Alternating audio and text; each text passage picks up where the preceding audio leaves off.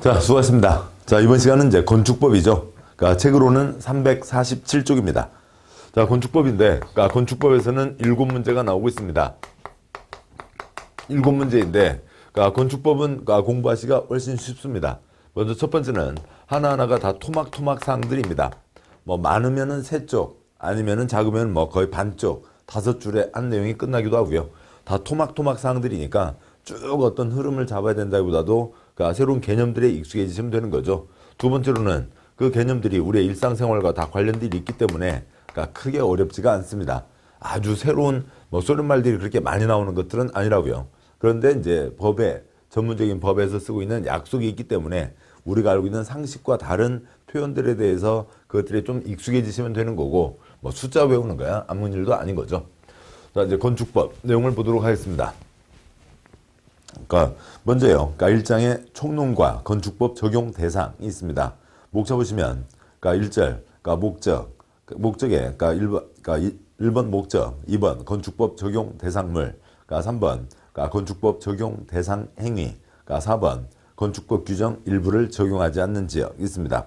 2번 건축법이 어디에 적용되냐, 3번 개인들이 어떤 일을 할 때 그러니까 어떤 행위를 할 때 건축법 적용을 받게 되냐 하는 게 주 내용이고요. 4번은 깊은 산속에는 몇 가지 조항을 적용하지 않는다. 그런 내용입니다.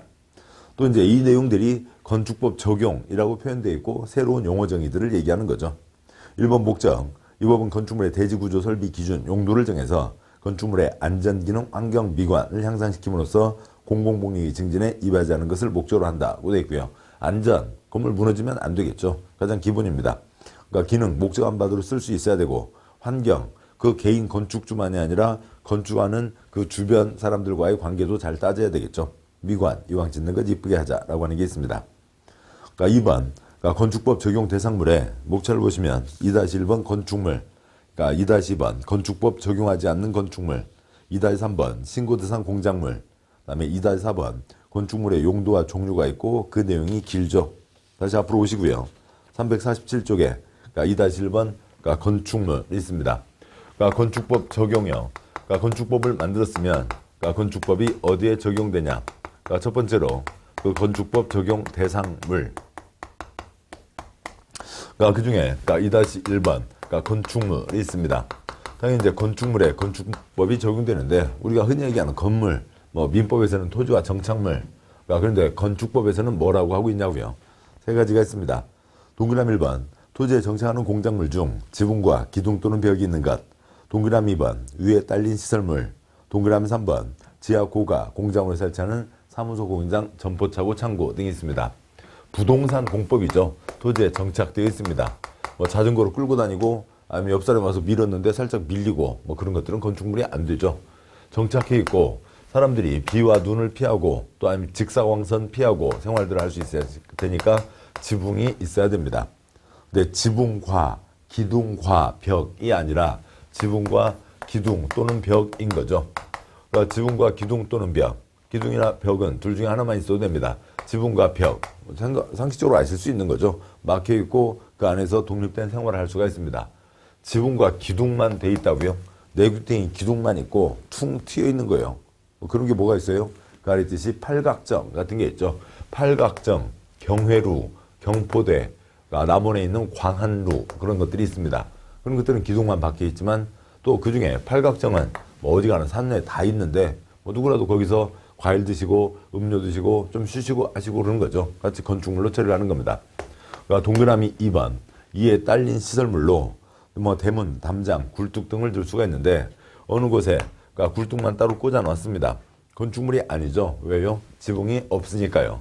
그러니까 그런데 그러니까 건축물에 동그라미 1번 건축물에 딸려 있으면 그러면 같이 건축물의 일부로 처리하겠다라고 하는 거죠. 뭐 이렇게 돼 있는데 이 중에서 굴뚝만 빼서 너는 건축물이 아니다. 일이 더 복잡해집니다. 붙어 있으니까 한 덩어리로 처리한다는 거죠. 그러니까 이에 딸린 시설물들. 그러니까 동그라미 3번 그러니까 지하 고가에 있는 것들을 이러저러한 것들을 얘기합니다. 지금 동그라미 1번과 2번은 집 표면에 붙어 있는 것을 얘기하는 거죠. 여차차 사정으로 땅속에 깊이 박아두고 사람 쓰는 것들, 위에다 띄워두고 사람 쓰는 것들 뭐 익숙하지 않습니다. 그렇지만 가끔 뭐 TV나 영화에서 보는 무슨 군사 기지나 연구소 같은 경우 지하에 있는 경우들이 있죠. 그러니까 그것도 사람들 오래 생활하고 있으니까 건축법을 적용하는 건축물로 처리하겠다. 그다음에 위에 띄워놓고 쓰는 것들은 더 익숙하지 않습니다만 그것들도 건축물로 처리하겠다라고 하는 겁니다. 아무튼 건축물의 초점, 지붕이 있어야 된다라고 하는 거죠. 그러니까 2-2번, 그러니까 건축법을 적용하지 않는 건축물이 있습니다. 그러니까 건축물은 건축물인데, 그러니까 거기에는 그러니까 건축법을 적용하지 않겠다고요. 그러니까 건축법을 적용하지 않는다. 건축법 안전이 중요한데, 그러면 빨리 무너져라. 뭐 그럴 리는 없잖아요. 그러면 얘네들은 그쪽 특별법을 적용하겠다라고 하는 겁니다. 건축법을 적용하지 않는다. NO. 건축법을 적용하지 않습니다. 뭐에 대해서는요? 곧 보겠습니다만, 그러니까 문, 철, 고창 네 가지에 대해서는 건축법을 적용하지 않는다. 그러니까 다음에 해당하는 건축물에는 건축법을 적용하지 않는다. 1번 문화재보호법에 의한 지정문화재, 가지정문화재. 그러니까 동대문, 남대문 사람 쓰는 거 아니죠. 그대로 보존해야 될 겁니다. 사람이 들어갔어도 안 되죠. 일반적인 건축물과는 전혀 다른 겁니다. 두 번째요. 그러니까 철도, 궤도, 선로, 부지 안에 있는 네 가지 시설, 뭐 운전보안시설, 보행시설, 플랫폼, 급수급탄, 급유시설들이 있는데 그 운전보안시설로 승무사무소, 검수소, 그러니까 정지실, 건널목 처소, 뭐 검수소, 정비창고 같은 걸 얘기하는 겁니다. 그러니까 철도, 궤도, 선로, 부지 안에 있는 네 가지 시설, 뭐 대전역이라든지 수원역이라든지 그런 곳은 기찻길이 엄청 많이 있겠죠. 그 선로, 부지 안에 있는 한 예로 거기에 있는 정비창고, 검수고라고 합니다만 정비창고가 있습니다. 그러니까 기차를 좀 고쳐야 될 일이 있어요. 그러면 기차를 끌고 나와서 어디 마당으로 데리고 나와서 고치는 거 아니잖아요. 기찻길 안에 있는 그 정비창고로 기차를 끌고 들어가서 고치는 겁니다. 선로 부지 안에 있는 거죠. 그래서 그거는 그 철도 관련법 그쪽 법을 적용하겠다. 다음 자 3번 고속도로 통행료 징수시설 톨게이트가 있습니다. 거기는 자동차가 빨리 달려가야죠. 그러니까 고속도로는 고속이니까 차가 빨리 달려야 되고 유료 도로입니다. 돈을 내야 되는 거죠. 돈을 걷기 위한 그 톨게이트가 있는데 뭐 거기서 주무셔 보신 분, 거기서 점심 드셔 보신 분 없죠. 거기는 빨리 돈을 내고 또 빨리 달려나가는 겁니다. 뭐 오죽하면 하이패스까지 달아놨잖아요. 그거는 건축법을 적용하지 않는다. 4번 컨테이너가 이용한 간이 창고로 공장 용도로 쓰는 건축물 대지안에 설치하는 것으로서 이동이 쉬운 것만 해당한다라고 되어 있습니다. 이동이 쉬운 것, 그러니까 정착되어 있지 않죠. 그러니까 건축물이 아니기도 합니다. 건축물이 아니겠죠. 컨테이너 박스에다가 바퀴 달아서 여기저기 끌고 다니면서 편히 써라라고 하는 건데요. 뭐 그건 건축물이 아니어서 건축법 적용하지 않는 건축물에 들어갈 수도 없는 거죠. 법이 엉망진창 그렇게 써져 있습니다. 아무튼 뭔가 편히 써라라고 하는 거죠. 그래서 이상들에는 건축법을 적용하지 않는다. NO. 그러니까 문, 철, 고, 창에는 건축법을 적용하지 않습니다. 노문철고창이죠. 고창 들어보셨나요? 전라북도에 고창군이 있죠. 그 선운사에 가신 적이 있나요? 그 선운사 동백꽃이 후두두둑 떨어지는 그 선운사가 고창에 있고 또 아저씨들 그러니까 복분자 술에다가 그 풍천장어 구워서 맛있게 한 잔 뭐 냠냠냠 떠올리시겠지만 아무튼 고창에 가시면 누구도 찾아보시라고요. 노문철 씨 찾아보시라고요. 노문철 씨 계십니다. 노문철 고창이 있는 거죠. 그러니까 2-3번 신고대상 공작물이라고 하는 게 있습니다. 그러니까 먼저 공작물이 뭐냐라고 하는 법적 정의가 없어요. 만들어내 봐야 됩니다. 그러니까 공작물은 우선 결론 지 맘대로 짓는 건데 특별한 것은 신고해야 된다. 신고대상 공작물 숫자가 2468 30인데 팔자가 눈사람 팔자입니다. 우선 공작물이 뭔지 잠깐 보도록 하시죠. 그 아래 표에서요. 건축물은 정착되어 있고 지붕이 있다고 그랬습니다. 지붕이 있는 이유는 사람이 오래 생활하기 위한 거죠. 그러니까 안전이 중요합니다. 따라서 허가받는 게 원칙, 가벼운 것들은 신고하고 할 수 있죠. 지 맘대로 지을 수 있는 건 없습니다. 공작물은 건축물은 아니라고요.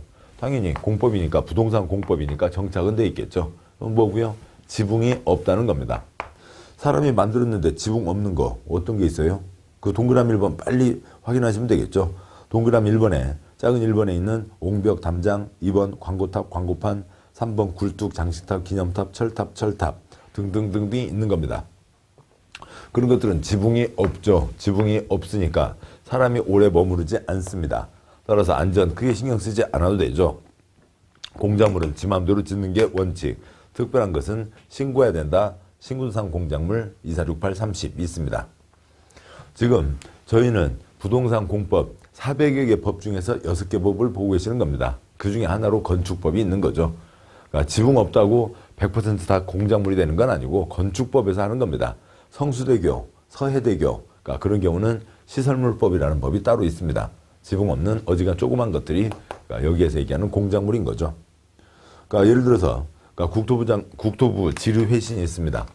좀 전에 말씀드렸듯이 건축물 건축하려면 허가받는 게 원칙, 가벼운 건 신고이고, 그다음에 공작물은 임의로 짓는 게 원칙. 그러니까 마당에다 돌덩이 2개 쌓아놨다고요. 마당에다 작대기 꽂았다고요.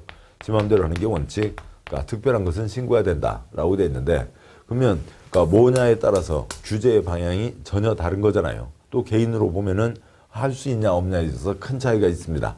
그래서 이게 내가 뭔가를 하려고 하는데 이게 건축물인가요, 공작물인가요? 비닐하우스, 그건 공작물에 들어갑니다.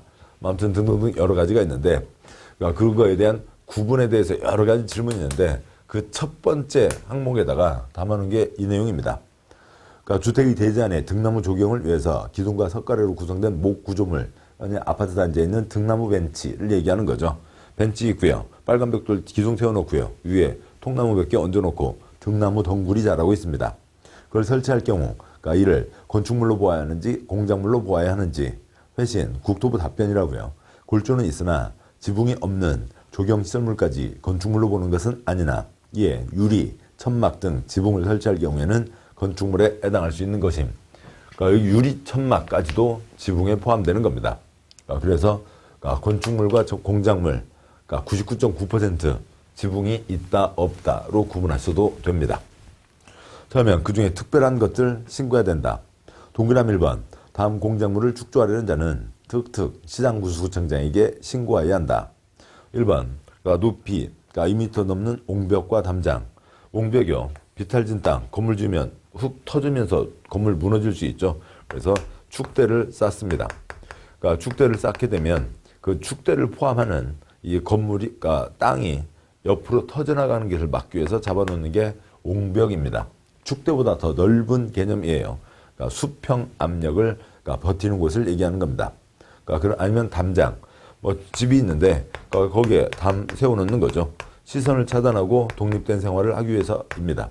그러니까 사람 아무리 커도 2m 넘는 사람 별로 없죠. 서장훈, 최홍만 2m 넘는 사람이 몇 명이나 되겠냐고요. 그래서 2m 넘는 거는 특별하다, 신고해야 된다. 작은 2번 물건 높이 4m 넘는 광고탑, 광고판 등이 있습니다. 건물 옥상이나 고속도로 주변에 광고탑, 광고판 세워놓은 거 있죠. 왜요? 돈 들여서 만들어 놨습니다. 우리들 보고 그쪽 회사 물건을 사라고요. 돈 들여서 우리들 보고 그 회사 물건을 사라고 만들어 놓은 거죠. 사라고 4m입니다. 동그라미 3번 높이 6m 넘는 굴뚝, 장식탑, 기념탑, 운동시설용 철탑, 통신용 철탑 등이 있습니다. 굴뚝 생각해 보시면 되네요. 굴뚝이 있고 거기에서 연기가 풀풀 날아갑니다. 몇 미터요? 6m이죠.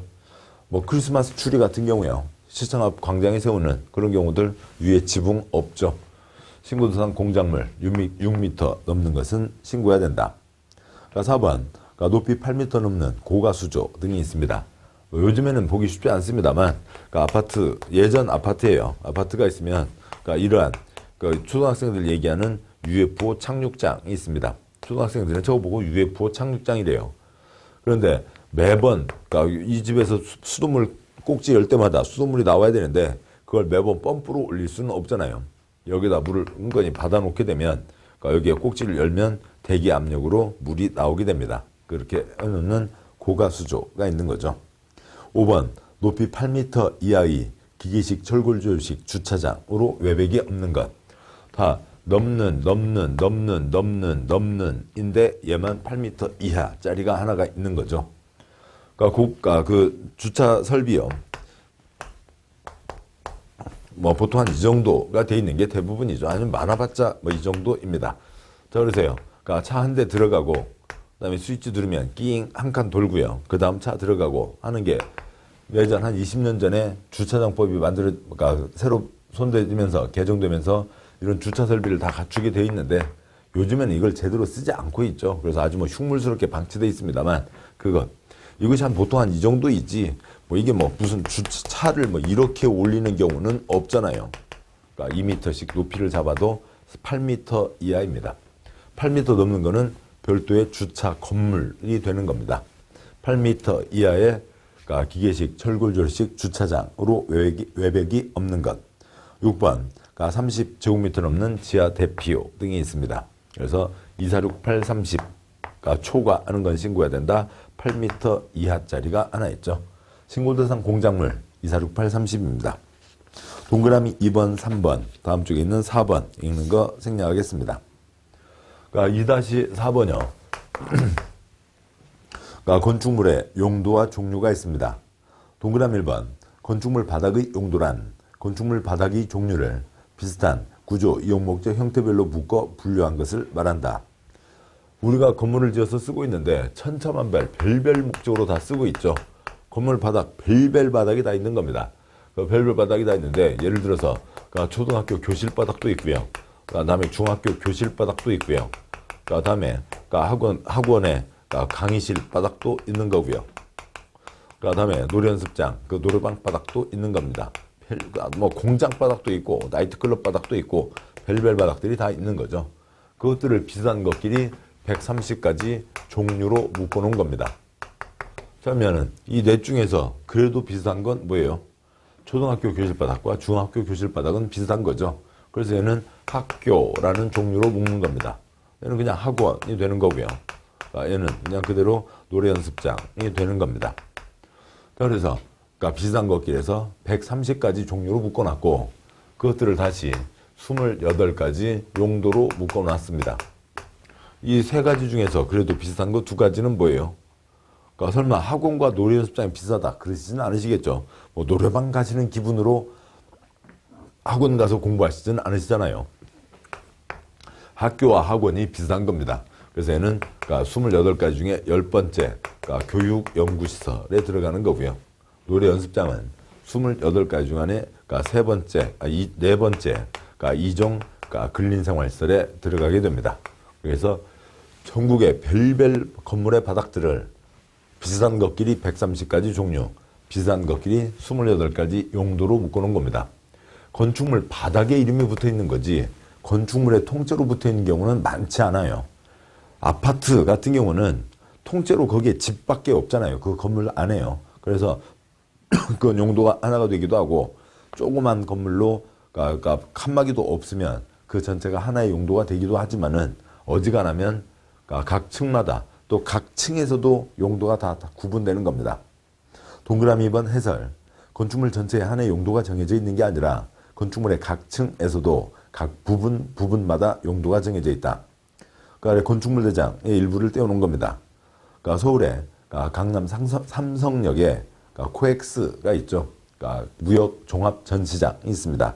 지방에서도 이제 비슷한 형태들을 많이 만들고 있는데요. 그 코엑스에 삼성역 코엑스에 건물 6동이 있습니다. 그 중에 하나가 코엑스 인터내셔널이라고 하는 호텔 건물이에요. 그 건물은 지하 6층, 지상 29층 규모입니다. 자, 그런데 거기에 건축물 대장을 보면 2층에 숙박시설 얼마, 2종 근린생활시설 얼마, 1종 근린생활시설 얼마, 문화집회시설 얼마, 운동시설 얼마 이런 식으로 건축물 대장에 쓰여 있습니다. 즉, 그 어느 건물의 한 층에서도 각 바닥마다 이름들이 다 따로따로 정해져 있는 거라고요. 그걸 항상 염두에 두셔야 되고 다음에 이 130가지와 28가지를 이제 묶어 쭉 정리한 게 있습니다. 물론 이제 세부적인 사항은 곧 뒤에서 보시겠습니다만 굵게 표시된 그 정도들만 알고 계시면 되겠습니다. 1번 단독주택 용도에 가나, 다라 4가지 종류가 있습니다. 그 중에 다번에 다가구주택이 있고요. 단독주택은 민법으로 얘기하면 단독 소유인 거죠. 한 건물에 10집 살고 있지만 집주인 1명밖에 안 되는 겁니다. 단독주택, 그 안에 다가구주택이 있다는 거고요. 2번 공동주택에 가나, 다라 네 가지가 있습니다. 아파트, 연립주택, 다세대주택, 기숙사, 연, 다, 기가 있죠. 그러니까 공동주택은 그러니까 민법에서 보면은 구분 소유가 되는 거죠. 한 건물에 10집 살고 있고 집주인이 10명 끊어서 가지고 있습니다. 가질 수 있는 거죠. 물론 이제 뭐 다세대 주택이라 하더라도 한 사람이 갖고 있고 그러니까 집을 여러 채 10개를 갖고 있고 한 사람이 10개를 갖고 있고 세내줄 수도 있습니다만 각각 구분 소유가 가능하다고요. 아연다의 구분이 있습니다. 아파트의 정의요. 주택으로 쓰는 층수가 5개층 이상. 답은 연립주택. 주택으로 쓰는 한 개동 바닥면적 합계가 660초과하고 층수가 4개층 이하. 답은 다세대주택. 주택으로 쓰는 한 개동의 바닥면적 합계가 660 이하이고 층수가 4개층 이하인 주택. 그러니까 아연다의 구분은 공동주택에 아연다기가 있는데요. 아파트 5개층, 연다 4개층 이하, 660초가 660 이하로 구분되는 거죠.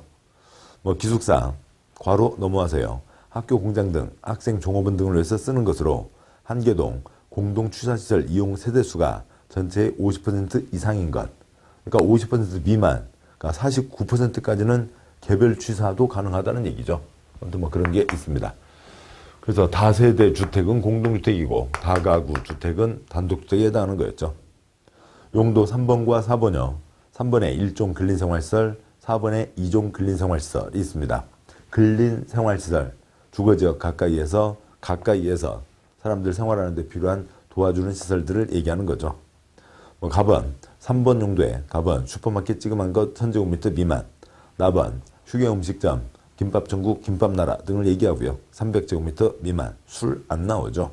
그러니까 이용원, 미용원, 목욕장, 의원, 치과의원, 한의원, 족골원, 조산원, 안마원. 여기는 입원할 수 없죠. 간단히 진료만 받고 나오는 곳입니다. 밥원에 지역자치센터 1000제곱미터 미만, 그러니까 공적시설로 조그만 것. 그다음에 4번에 마을회관, 아번에 가스 배관시설. 터질 수 있습니다만 어느 집이라도 다 도시가스 들어가는 게 대부분이잖아요. 그래서 가스 배관시설까지 꼭 필요하다. 일종 근린생활시설. 그러니까 바로 집 옆에 있으면 뭐 편하고 생활하는데 좋은 겁니다. 4번은 2종 근린생활시설. 생활하는데 필요하긴 한데 집 바로 옆에 있으면 시끄럽고 냄새나고 안 좋다고요. 그런 게 2종 근린생활시설입니다.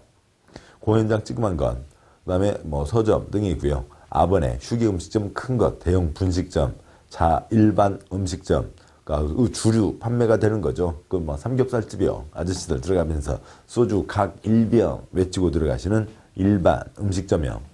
4번에 장의사, 그다음에 동물병원, 동물미용실, 강아지 깽깽깽, 고양이 양양 소리 나는 거죠. 학원 찌끄만 것. 하번에 금융업소, 사무소 500제곱미터 미만 찌끄만 것. 거에 다중생활시설, 종전 고시원이라고 불리던 거죠. 그런데 워낙 화재와 이제 사람 다치는 사고들이 워낙 많아서 고시원 이름을 다중생활시설로 바꿨습니다. 그다음에 뭐 단란주점 찌끄만 것이 있고요. 안마시술소, 노래연습장. 안마시술소는 맹인분들의 생계를 위한 거고요.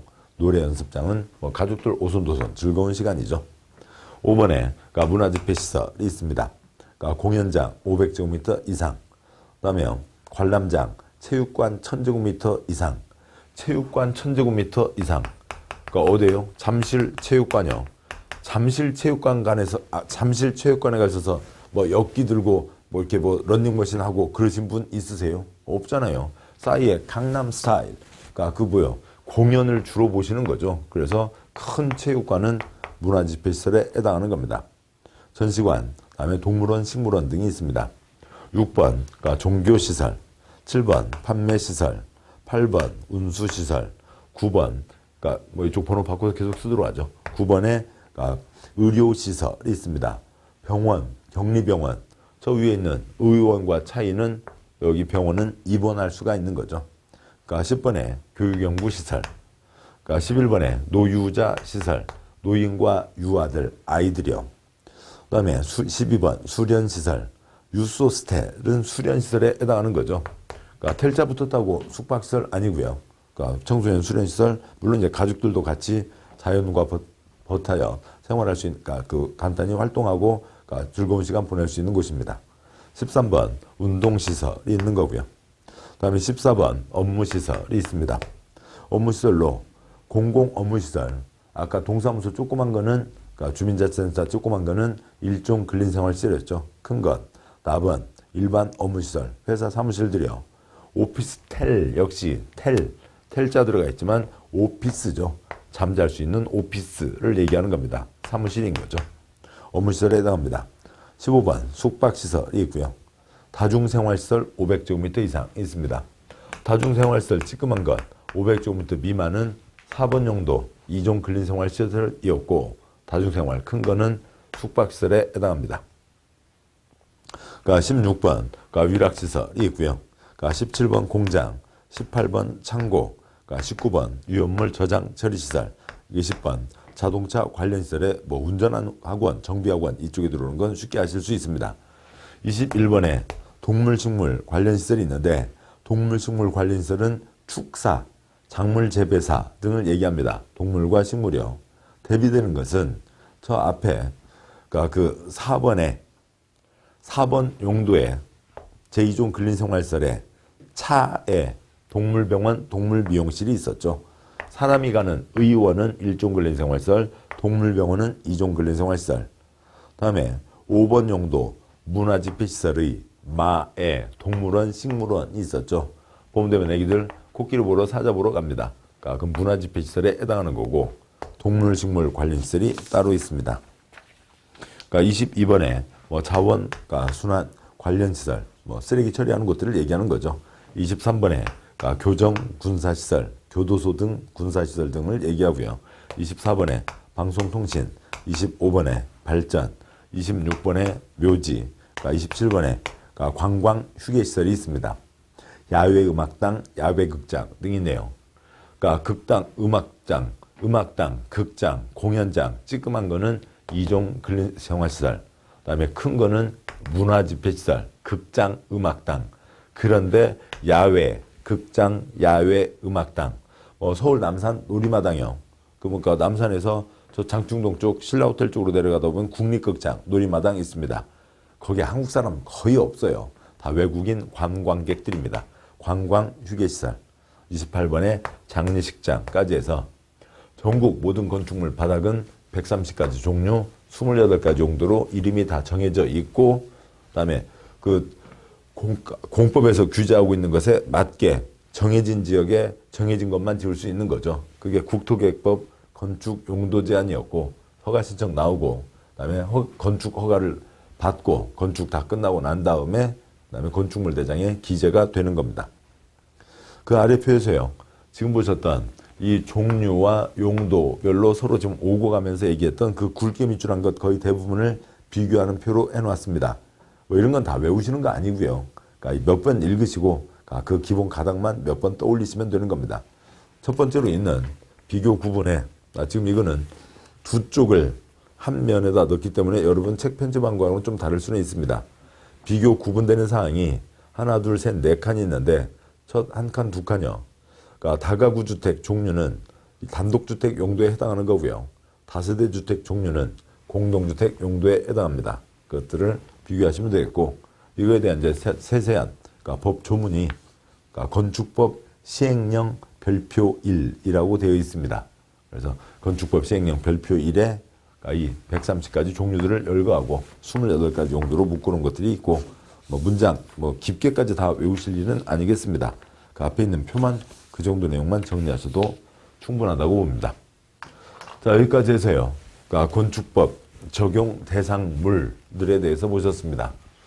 뭐 2-4번 건축물 바닥의 구분으로 종류와 용도가 있었고, 그러니까 2-1번 건축물, 그러니까 2-2번 건축법을 적용하지 않는 건축물 노문철 고창, 2-3번 그러니까 신고 대상 공작물 2468, 30을 보셨습니다. 자, 이제 그러니까 건축법 적용 대상 행위요. 국민들이 어떤 일들을 할 때 그러니까 건축법 적용을 받게 되냐라고 하는 것에 대해서 보도록 하시죠. 그러니까 당연히요. 그러니까 먼저 보시기 전에 3-1번 건축 등이 있습니다. 자, 건축법에서 건축 등이란 건축물을 건축, 대수선, 용도 변경, 건축 설비의 설치, 공작물의 축조 등 모두를 포함한다. 건축법에서 건축 등 나오면 건축과 관련된 뭘까? 건축법과 관련된 모든 행위들. 그다음에 그 중에서도요. 건축과 대수선은 금지되어 있습니다. 괄호요. 건축 대수선은 금지되어 있고 원칙적으로 허가받아야 할 수 있다. 건물 지었다가 무너지면 사람 다치잖아요. 그래서 금지되어 있습니다. 허가받아야 할 수 있고 대수선 역시 크게 손대는 거니까 잘못 손대면 무너져서 사람 다치는 거죠. 금지되어 있고 허가받아야 됩니다. 그런데 좀 용도 변경은 허가받는 게 원칙이 아니에요. 용도 변경은 세 가지가 나뉘어져 있습니다. 허가받는 것, 신고하는 것, 그 중간 단계로 대장, 건축물 대장, 기재사항 변경을 신청하는 것. 얘는 세 가지로 나뉘어져 있습니다. 그건 이제 뒷내용들을 보셔야 이해가 편하실 텐데, 건축하려면 허가받아야 된다. 맞습니다. 단 어찌고 저찌고 하면 신고하고 할 수 있다가 되는 거죠. 원칙 규정 써놓은 건 맞죠. 근데 용도 변경 하려면 허가받아야 된다. X, 그건 틀려요. 용도 변경은 아예 세 가지가 구분되어 있는 겁니다. 용도 변경은 허가받거나 신고해야 된다. 같은 시설군에서는 대장 변경 신청한다. 이게 이제 한 세트가 되는 겁니다. 한 세트가 되는 거죠. 공작물은 말씀드렸듯이 임의로 하는 게 원칙, 246830은 신고한다고 돼 있죠. 3-번, 그러니까 건축법 적용 대상 행위로 그러니까 건축이 있습니다. 어디에 건축 안에 우리 다 아시는 거죠. 그렇지만 건축에 5가지가 있는 겁니다. 건축이란 건축물을 신축, 증축, 개축, 재축 하거나 이전하는 것을 말한다. 건축에 5가지가 있어요. 그 출제 횟수가 그렇게 많은데 그 중에서도 이걸 이런 식으로도 2-3번 나왔습니다. 건축이란 건축물을 신축, 증축, 개축 또는 재축하는 것을 말한다. X요. 5가지라고요. 5가지를 다 얘기해야 되고 앞에서 말씀드렸듯이 허가받는 게 원칙. 가벼운 것들은 신고하고 건축할 수 있다고 돼 있는 거죠. 건축에 5가지가 있습니다. 그러니까 1번, 그러니까 신축, 그러니까 2번, 그러니까 증축, 그러니까 3번, 그러니까 개축, 4번, 재축, 5번, 이전이 있습니다. 그러니까 먼저요. 그러니까 신축형, 그러니까 건축물이 없는 대지에 새로 건축물을 축조하는 것. 없던 땅에 건물을 올렸습니다. 당연히 신축인 거죠. 작은 2번, 부속 건축물만 있는 대지에 새로이 주된 건축물을 축조하는 것. 부속 건축물이란 같은 대지에서 주된 건축물과 분리된 부속 용도의 건축물로서 주된 건축물을 이용 관리하는 데 필요한 건축물을 말한다 라고 되어 있습니다. 대표적인 예로 5개 화장실을 들 수가 있어요. 어느 땅에 있는데요. 거기다 무슨 사정인지 WC부터 크게 지었습니다. 그리고 그 땅에다가 주된 건축물, 주택을 짓는다고요. 주택을 짓는다고 하면은 이제 여기서 밥 드시거나 여기서 주무시거나 그런 적은 없잖아요. 화장실에서요. 그러니까 이제 본격 시작이다. 신축에 해당한다는 거죠. 크고 작고의 문제가 아니죠. 부속 건축물이 더 클 수도 있어요. 그리고 부속이라고 하는 게 붙어 있다는 게 아니라 분리되어 있는 부속 건축물인 거죠. 그러니까 건물이 있는데요. A동 사무실로 쓰고 있는 건물이 있는데, 새해되어서 일하시는 분들이 다이어트 하시라고 물 많이 드시고 또 섬유소 많이 드시고 그래서 화장실을 워낙 많이 다니시니까 화장실을 더 냈습니다. 이건 뭐예요? 부속 건축물이 아닌 거죠. 그냥 A동이 뚱뚱해진 거지 부속 건축물, 별도의 건축물이 아닌 겁니다. 분리되어 있는 거죠. 그런데 서울에 사무실이 있는데 저 어디 춘천에다가 내놓고 거기까지 왔다 갔다 하라고 할 수는 없잖아요. 같은 대지 안에 분리되어 있고 그 다음에 부속 용도로 쓰이는 것. 용도가 부속을 얘기하는 겁니다. 그런 거지 규모의 문제는 없죠. 부속 건축물이 더 클 수도 있다고요. 그럴 수가 있는 거죠. 아무튼 주된 건축물 들어오면 이제 본격 시작이다. 신축이 되는 겁니다. 그러면 처음에요. 부속 건축물을 지을 때는요. 없던 땅에 새로 올렸으니까 당연히 신축 허가를 받았고 한 세트로 짓는 게 아니라 한참 뒤에 짓는다면 주된 건축물 지을 때 다시 신축 허가를 받는 거죠. 작은 3번, 기존 건축물이 철거 또는 멸실된 대지에 새로 건축물을 축조하되 종종 규모를 초과하여 축조하는 것이 있습니다. 기존 건축물이 있습니다. 1000짜리가 있었어요. 그런데 새로 건축물을 철거한다니까 전부 철거, 전부 멸실을 대상으로 하는 거죠. 없습니다. 건물이 없어졌어요. 내가 철거를 했거나 멸실되었거나 그 다음에 종종 규모를 초과해서 축조하는 겁니다. 그러면 그러니까 1500으로 짓게 되면 그러니까 예전에 있었던 이 1000짜리 도장으로는 쓸 수가 없는 거죠. 그 자리에 1000만큼 지어서 그 정도의 사람이 들어오게 하겠다는 건데 이건 초과되는 거니까 옛날 도장으로는 그 역할을 할 수가 없는 거죠. 새칠로 도장을 받아야 된다. 신축에 해당하는 겁니다. 동그라미 2번 증축이란 기존 건축물이 있는 대지에서 건축물의 건축면적, 연면적, 층수, 높이를 늘리는 것을 말한다. 그냥 증축, 늘리는 겁니다. 그러니까 늘리는 건데요. 이제 단어들은 이제 뒤에서 보겠습니다만, 그러니까 건축면적, 건축물의 그림자 면적. 건물을 위에서 내려다 봤을 때 어디까지 그림자가 생기냐. 그 다음에 연면적, 바닥면적 합계를 얘기합니다. 뭐 높이나 층수는 아시겠고요. 이것저것 늘리는 것들이 증축입니다. 3번 개축. 개축이란 기존 건축물의 전부 일부를 철거하고 그 대지에 종전과 같은 규모의 범위에서 건축물을 다시 축조하는 것을 말한다. 한자 써서 뭐 그렇습니다만 죄송합니다만 개자요. 고칠 개, 뜯어 고칠 개자인 거죠. 내가 철거하고 종전과 같은 규모에서요. 손대는 걸 얘기합니다. 건축이 워낙 중요하고 기본적인 사항이다 보니까 아주 세부적인 것까지 나왔네요. 그러니까 전부 철거하고 갈 수도 있고요. 그러니까 일부 철거하고 갈 수도 있는데 일부 철거 뭐가 있을까요? 그러니까 뭐 방에 있는데 그러니까 뭐 혼자 사는 집인데 방문짝을 문 열고 닫는 것도 귀찮아. 그래서 방문짝 하나를 뜯어냈습니다. 뭐 그런 것까지 개축이니까 금지다, 허가받아라 그렇게까지 할 수는 없다는 거죠. 뭐 전부 철거는 뭐 쉽게 알 수가 있는데 일부 철거가 어느 정도냐. 지금 지금 이 얘기가 걸리는 이유는 지금 허가받아야 되는 개축을 얘기하는 거죠. 개축은 건축이니까 허가받는 겁니다. 문짝 하나는 안 되고요. 어느 정도가 되어야 개축이 되는 겁니다. 위 일부 철거란 내력벽, 기둥, 보, 지붕틀 그 4가지 중에서 세 가지 이상이 포함되는 경우를 말한다 라고 되어 있습니다. 계속 다음 쪽 이어서요. 기둥 넷, 보 넷을 철거하는 것은 기둥과 보 2가지를 철거함으로 얘는 대수선이지 개축은 아니라고요. 개축이 되려면 4가지 중에서 3가지나 4가지, 3가지 이상을 손대야 되는 겁니다.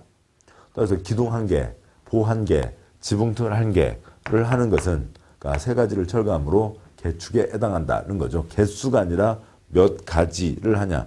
건물에 상당한 영향을 준다라고 하는 건데 개수가 아니라 4가지 중에 3가지를 얘기하는 겁니다. 이 일부로는 한 번밖에 안 나왔으니까 그건 천천히 붙여도 되고요. 나중에 붙여도 되고 우선은 기본 개념 잡아두시자고요. 4번 재축이 있습니다. 역시 한자로요. 다시 재자인 거죠. 그러니까 이거 철거는 개축은 철거, 내 뜻으로 철거하는 거라면 재축은 내 뜻이 아니라 자연의 힘으로 멸실된 걸 얘기하는 겁니다. 재축이란 건축물의 천재지변 그 밖의 사유로 멸실된 경우 그 대지에 종전과 같은 규모의 범위에서 다시 축조하는 것을 말한다. 아까 보셨었죠? 그러니까 신축에 3가지가 있었는데 철거 멸실로 종전 규모를 초과하면 신축이 되는 거였죠. 철거 멸실로 종전 규모 이하입니다. 5번 그러니까 이전이란 건축물의 주요 구조부를 해체하지 않고 같은 대지에 다른 위치로 옮기는 것을 말한다. 도로공사 등 때문에 한옥 구조의 문화재를 옆으로 살짝 민다. 건축물이 없는 다른 대지로 옮기면 신축이 되고 건축물이 있던 다른 대지로 옮기면 증축이 된다. 즉 뜻은 뭐냐면 지금 보실 게 뭐냐면 해체하지 않고 같은 대지에서 옮긴다는 거죠. 이전 해체하지 않고 같은 대지에서 옮긴다는 건데 내용을 떠올리시면 되겠습니다만 이제 들으시면 되겠습니다만 우리 일반 국어 상식과 다르다고요. 저희 가게를 이전합니다. 그래서 어디로 옮겼으니까 많이들 계속 이용해 주세요. 그런 거 붙어 있는 거 있잖아요. 그 이전이 아니라고요. 이사 가는 게 아니라고요. 그냥 건축법에 고유한 새 약속입니다. 우리의 상식과 다른 거죠. 그래서 어려운 거고 그래서 좀 신경을 써서 알아두셔야 되는 거죠. 또 크게 걱정하실 일은 없어요. 그냥 여기에서 5번 틀리시면 됩니다. 5번 틀리고 나면 스스로 부끄러워서 더 이상 안 틀리게 되거든요. 그러니까 문제 모의고사 계속 보시면서 틀리시면 되는 거죠. 신축에 2번째, 3번째 부속 건축물의 주된 건축물 뭐 그다음에 철거매실 종전규모 초과 여기까지만 해두시면 문제는 없는 거죠. 먼저 이전이 뭐냐고요? 이전이요. 그러니까 콘크리트 건축물은 땅에다 기초를 박은 거죠. 그래서 콘크리트 건축물은 이전하는 게 거의 불가능합니다. 우리나라에서 콘크리트 건축물 이전 역사 한 번도 없어요. 중국에서 중경에서 중국의 중경이요. 충칭. 그러니까 우리나라 임시정부 있었잖아요. 뭐 젊은 분들이 아니라 이제 나이 드신 분들이라고 해야 되나요? 옛날 왕과이 감독의 중경 삼림. 따다다다단 그 캘리포니아 드리밍 쫙 깔려 있었던 음악 나오던 그 중경산님 그 영화 나오던 그 중경입니다. 거기서 콘크리트 건축물 한 번 이전했는데 해외 토픽에 나올 일이었어요. 콘크리트 건축물은 거의 이전할 수가 없습니다. 한옥 문화재가 있다고요. 한옥은 땅에다 얹어놓은 거죠. 땅 다지고 주춧돌 놓고 그 다음에 거기에 홈파서 기둥 놓고 그 다음에 보 얹고 수평 기둥이요. 그러면서 맞춰 가는 겁니다. 이렇게 되어 있는데 그러니까 이게 땅인데요. 그러니까 이쪽으로 도로공사를 할 필요가 있습니다. 그래서 그러니까 얘를 근데 보전은 해야 되겠다고요. 어떻게 할 거냐? 만약에 오래된 문화재가 아니라 그러니까 얼마 지은 지 얼마 안 되는 새 한옥이고 옮길 필요가 있거나 또 아니면 보가 썩었거나 그러면은 다 해체해서 한옥은 그러니까 못을 박거나 콘크리트로 붙여서 접합시켜 놓은 게 아니라 홈을 파서 꽤 맞춰 놓은 거죠. 이렇게 꽤 맞춰 놓은 거기 때문에 그러니까 해체가 되는 겁니다. 해체해서 보만 하나 깎아 넣거나 아니면은 그러니까 옮겨서 새로 조립할 수가 있죠. 근데 그 자리에다가 그대로 할 수도 있고 옆으로 좀 자리를 옮길 수도 있습니다. 그러면 얘는 이전이라고요? 아니라고요? 이전이 아니라고요. 왜요? 해체했으니까요. 이전은 해체하지 않고 같은 대지에서 옮기는 겁니다. 그냥 저 약속이요. 그러니까 우리가 그냥 상식적으로 떠오는 게 아니라 주어진 약속에 그러니까 이걸 외우실 때까지는 계속 보면서 확인을 해야죠. 해체하지 않고 같은 대지에서 옮기는 겁니다. 이거는 이전이 아니에요. 이렇게 가는 거는요. 해체하면 이전이 아닌 거죠. 오래된 문화재입니다. 오래된 문화재이고 그게 무슨 향교라든지 아니면 무슨 고택 아니면 그러니까 오래된 그러니까 그 구옥 옥 집들이 있잖아요. 누구누구 가옥 그런 겁니다. 그래서 얘는 200년 300년 되면 이 나무로 되어 있는데 기둥과 보가요. 다 비바람에 그러니까 마모돼서 뭉그러져 있는 거죠. 뭉그러져 있는데 얘를 해체하려고 하는 순간 이게 다 뽀개져서 다시 못 쓰게 되는 거지 다시 조립을 할 수가 없는 겁니다. 도로는 아무튼 이쪽으로 내야 돼요. 자, 그러니까 어떻게 하게 되냐면 그러니까 얘를 주요 구조가 아닌 것들을 다 떼어내고요. 문짝 같은 건 떼어내고 그 다음에 주요 구조는 남겨둔 채로 그러니까 거기다 통나무를 끼워 넣는 겁니다. 통나무를 끼워 넣는 거죠. 아무튼 빈자리에 통나무를 다 끼워 넣어요. 그러니까 빈자리가 있으면 거기에 다 통나무를 끼워 넣는다고요. 자, 한 덩어리가 됐습니다. 그냥 꽉 묶여있는 덩어리 한 덩어리가 된 거죠. 뺑뺑 둘러싸 맵니다. 그러니까 물 은근히 부어놓고요. 밉니다. 밀면 옆으로 밀려요. 조금 밀고 할 수가 있습니다. 그렇게 해서 얘를 이쪽으로 밀어서 그러니까 땅이 그러니까 이렇게 땅에 이제 이쪽으로 옮겨왔다고 치는 걸 보자고요. 이렇게 하는 게 이전입니다. 대한민국에서 문화재청에서만 3년에 한 건, 4년에 한 건이 있는 게 이전이에요. 개인이 한옥 구조물 이전했다는 역사 역시 들어본 적이 없습니다. 이렇게 하는 게 이전이고요. 해체하지 않고 그대로 옆으로 밉니다. 그러니까 이제 도로를 이쪽으로 낼 수가 있게 되겠죠. 그런데 건물을 민다고 해서 재밌다고 산 건너, 강 건너, 물 건너, 셔셔셔 밀고 다닐 수는 없다고요. 그러니까 1번, 2번, 3번 땅이 있습니다. 여기에는 1000짜리 건물이 있어요. 그리고 여기에 이 한옥 문화재가 있습니다. 이건 500짜리입니다. 자, 얘를 옆으로 그대로 미는 게 뭐라고요? 이전이라고요. 근데 얘를 만약에 이쪽으로 밀게 되면 없던 곳에 500짜리가 새로 얹어졌죠. 신축이 됩니다. 그러니까 얘를 만약에 그러니까 이쪽으로 밀게 되면 1000짜리가 있던 곳에 500이 더 얹어져서 1500이 됐죠. 증축이 되는 겁니다. 그 땅에서 옮겨야 되는 거지 다른 땅으로 넘어가면 얘기가 완전히 달라져요. 그래서 해체하지 않고 그러니까 그대로 뺑뺑 둘러싸면서 그 땅에서만 같은 대지에서 옮기는 게 이전입니다.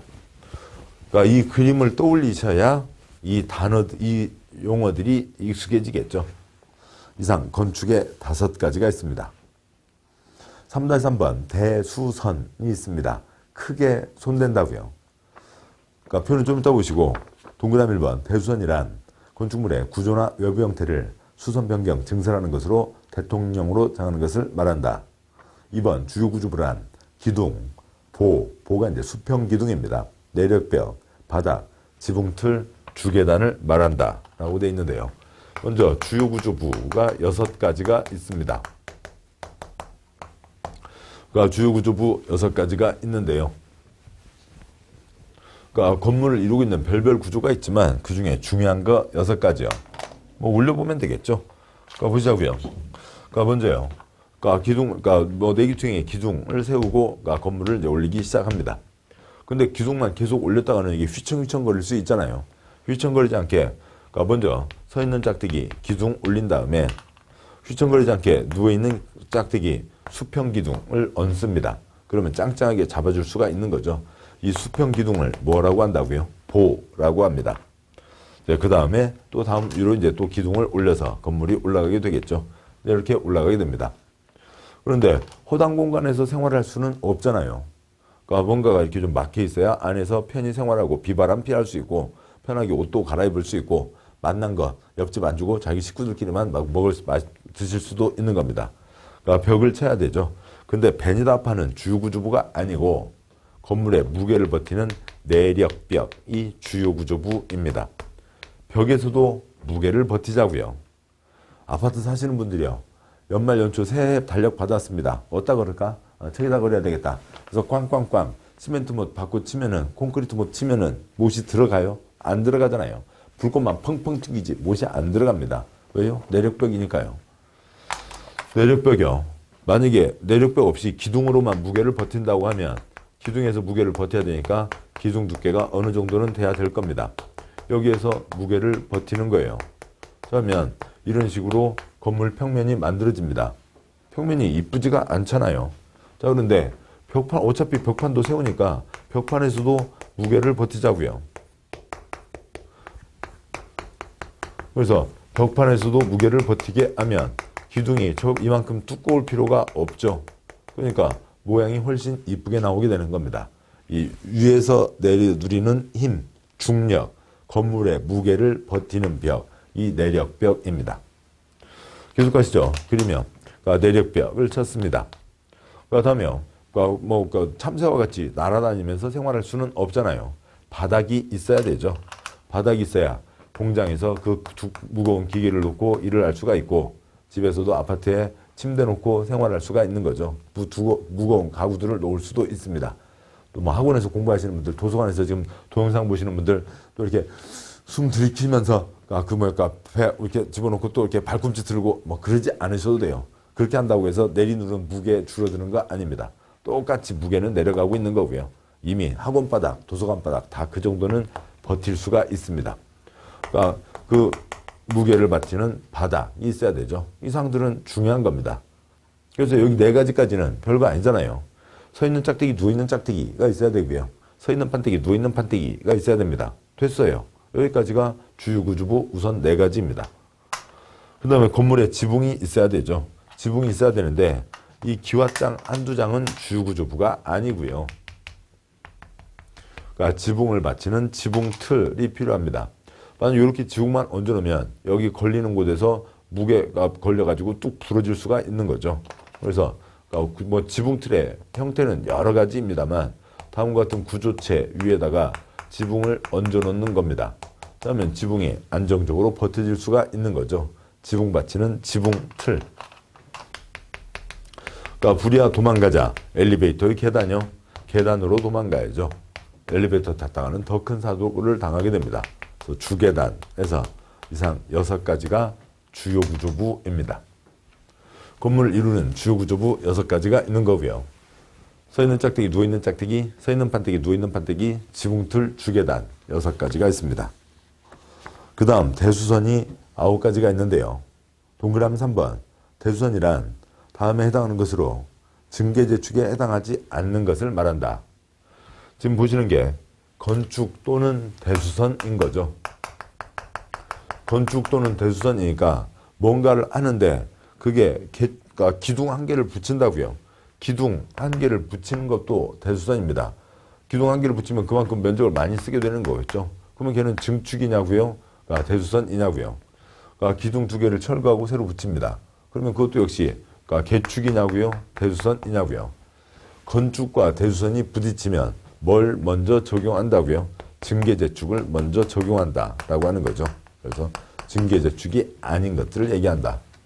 대수선과 신축이 헷갈릴 일은 없고 대수선과 이전이 헷갈릴 일도 없습니다. 부딪히면 증개재축을 먼저 적용한다. 그 아래 괄호는 생략하고요.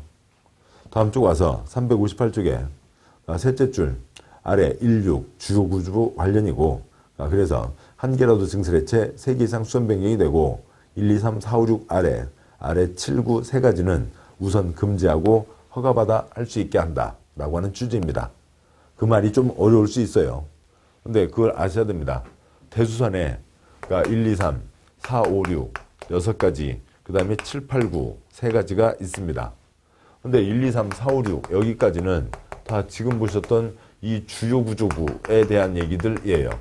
주요구조부 기본적으로 한 개라도 증설해체 3개 이상 수선 변경입니다. 7, 8, 9는 대수선, 건축물의 구조나 이런 거하고는 아무 관계가 없어요. 그냥 얘는 여차저차 사정으로 걱정됩니다. 걱정되니까 금지를 시켰다고요. 그래서 뭐 받은 사람만 할 수 있게 한다고요? 허가 받은 사람만 할 수 있게 하는 거죠.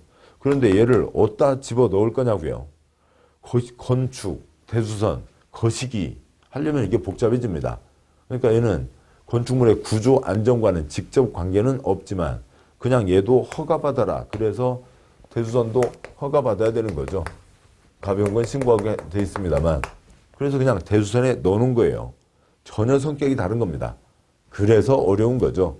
내용은 하나하나는 어렵지 않은데 구조 안전이 아닌데도 대수선에 포함시켜 놓은 겁니다. 금지다, 허가받으라. 1번이요. 여기 6가지가 있었죠. 기둥, 한 개라도 증설해체, 3개 이상 수선 변경. 보, 한 개라도 증설해체, 3개 이상 수선 변경. 내력벽, 찌끔이라도 증설해체, 30제곱미터 이상 수선 변경.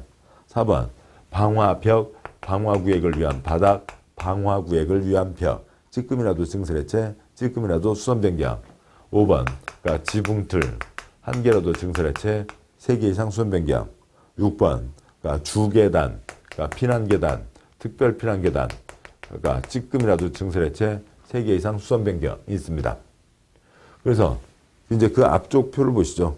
357쪽에 있는 표로 한 개라도 증설해체, 다음에 3개 이상 수선 변경, 다음에 30제곱미터 이상 수선 변경이 걸리는데 여기 두 가지는 조금이라도 걸리게 됩니다.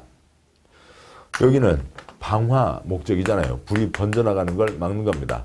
방화, 벽, 방화구역을 위한 바닥, 방화구역을 위한 벽, 불 넘어가는 걸 막자는 거니까 찌끔이라도가 걸리는 거고요. 불이야 도망가자, 엘리베이터의 계단이요? 계단이어야죠. 그런데 주계단, 피난계단, 특별피난계단이 있습니다. 그것들 찌끔이라도 증설해체, 찌끔이라도 수선 변경이 걸리는 거죠. 피난계단 문 1개 달려있는 거고요. 특별피난계단 문 2개 달려있는 것을 얘기합니다. 어느 곳에 건물에 이렇게 돼 있고요.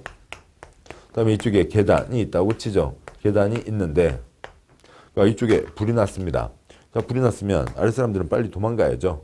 그런데요. 윗사람들도 엘리베이터 탈 수는 없잖아요. 계단으로 도망가자고요.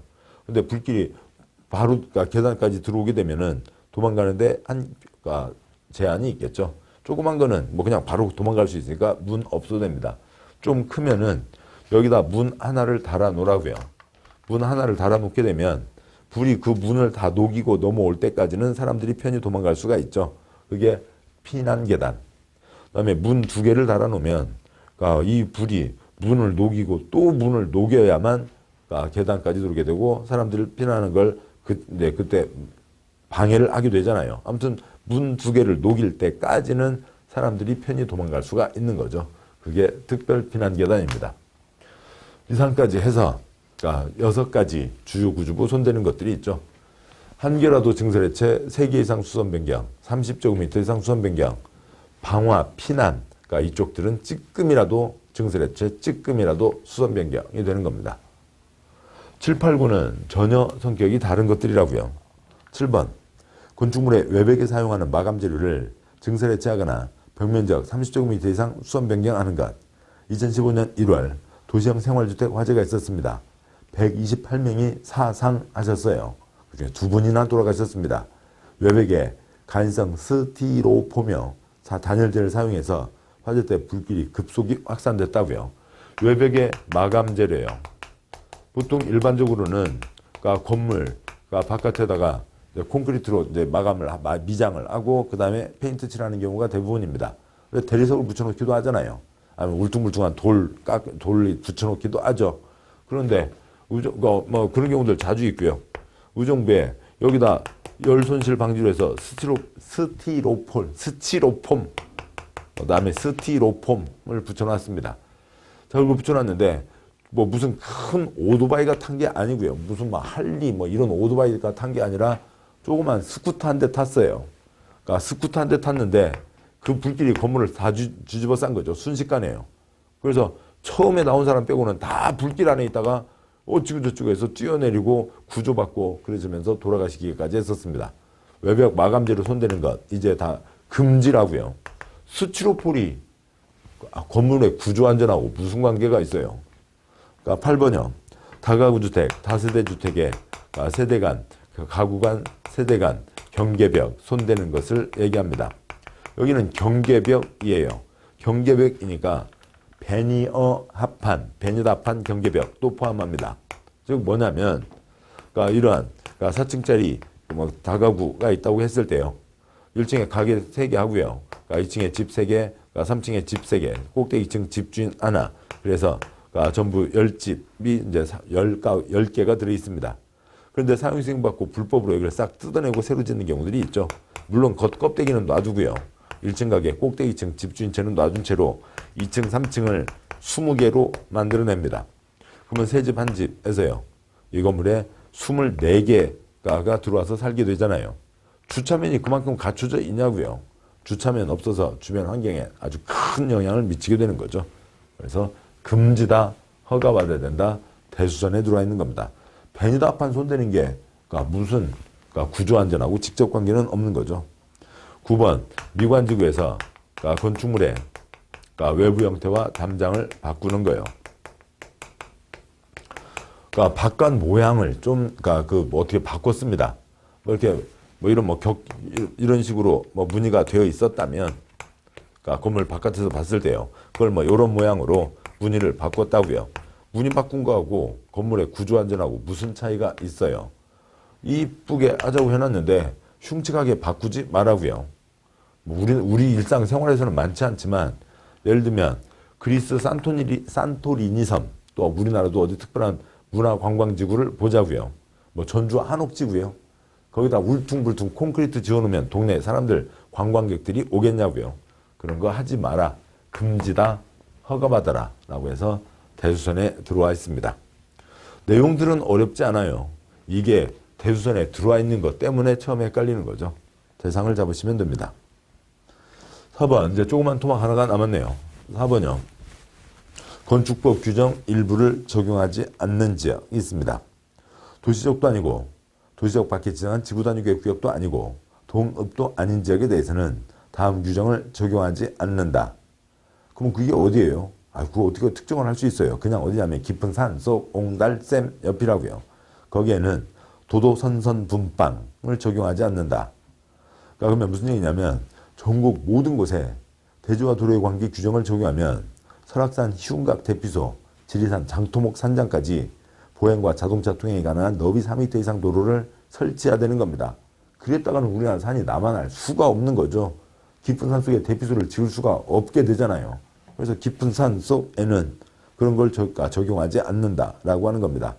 그러면 대지와 도로의 관계가 그런 말인가 보구나. 그걸 알면 이해가 편하시겠죠.